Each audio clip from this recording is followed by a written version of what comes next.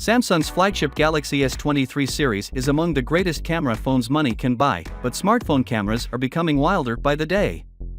With the Galaxy S24 series slated to come later this year, leaks are already establishing expectations for the S24 series camera hardware.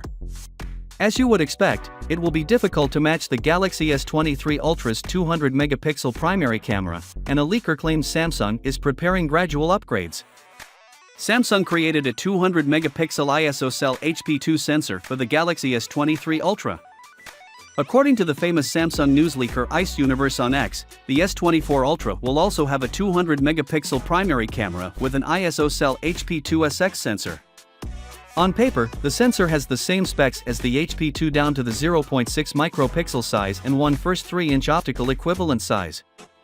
Despite having one of the greatest smartphone cameras on the market, the Galaxy S23 Ultra and other S23 series phones had a few flaws, such as shutter latency, which resulted in grainy shots and somewhat oversaturated colors in most settings.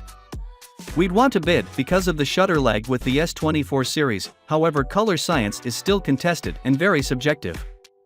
However, an incremental improvement in hardware may not have a substantial user effect.